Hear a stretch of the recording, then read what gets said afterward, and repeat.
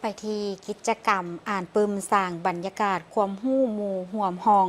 เรืองในโอกาสเฉลิมฉลองวันสั่งต่างสายพัวพันการทูตลาวจีนครบรอบ 65 ปี ซึ่งได้จัดขึ้นในวันที่24 เมษายน 2026 อยู่ที่มหาวิทยาลัยแห่งชาติเข้าร่วมกิจกรรมดังกล่าวมีรองศาสตราจารย์ปริญญาเอกอุลลาศรีวันเพ็งรองผู้อำนวยการใหญ่มหาวิทยาลัยแห่งชาติทานนางสูตรง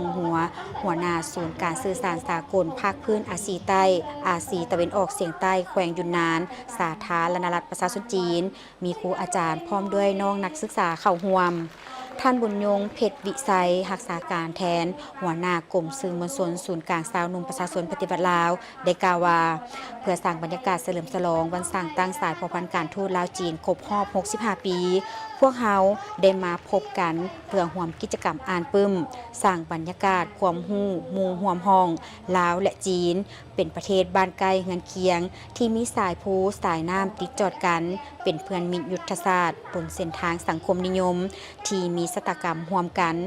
ตลอดระยะ 65 ปีแห่งการสร้างตั้งสายพัวพันการทูตมิตรภาพอันเป็นมูลเสื่อระหว่างลาวจีนนับมือนับแน่นแฟ้นความเสื่อมั่นทางด้านการเมืองได้รับการลงลึกและการร่วมมือตัวจริงก็ได้รับมากผลอันดีงามอย่างใหญ่หลวงในวันที่ 5 กุมภาพันธ์ที่ผ่านมาการนำสูงสุดของ2 ภาค 2 รัฐได้ร่วมกันประกาศให้ปีนี้เป็นปีมิตรภาพลาวจีนและได้เริ่มจัดกิจกรรมเฉลิมฉลองต่างๆเพื่อสร้างแห่งผลักดันใหม่ให้แก่สายพัวพันของ2 ฝ่ายงานพบปะสังสรรค์การอ่านปึ้มในมื้อนี้ก็แม่นการจัดตั้งปฏิบัติหนึ่งที่เป็นรูปธรรมเพื่อพันขยายเนื้อในของปีมิตรภาพลาวจีนและเพิ่มทวีการแลกเปลี่ยนวัฒนธรรมสังคมระหว่างประชาชนสองชาติคำว่าเพื่อนห่วมห้องสำหรับทุกๆคนในวัยเรียนแล้วแม้นมีความหมายที่พิเศษที่สุดและคำว่าเพื่อนห่วมห้องนี้ก็สามารถนำมาเป็นการเปรียบเทียบให้แก่มิตรภาพลาวจีนได้อย่างดีพอตลอด 65 ปีผ่านมาลาวและจีนก็เปรียบเหมือนเพื่อนที่นั่งร่วมโต๊ะเดียวกันพวกเขาได้ย่างเคียงบ่าเคียงไหล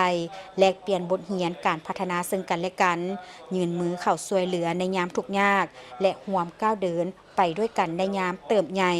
65 ปีแห่งเรื่องราวของเพื่อนร่วมห้องลาวจีนได้ถูกจารึกไว้ในหอยรางรถไฟ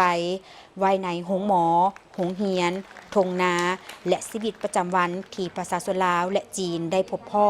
ฮู้จักและช่วยเหลือเกื้อกูลกันในพิธียังได้มีการมอบรางวัลให้แก่ผู้ที่มีส่วนร่วมในการถ่ายทอดเรื่องราวตามเส้นทางรถไฟลาวจีนผ่านกิจกรรมประกวดวิดีโอสั้นภายใต้หัวข้อขี่รถไฟพบกันมรดกโลกอีกด้วย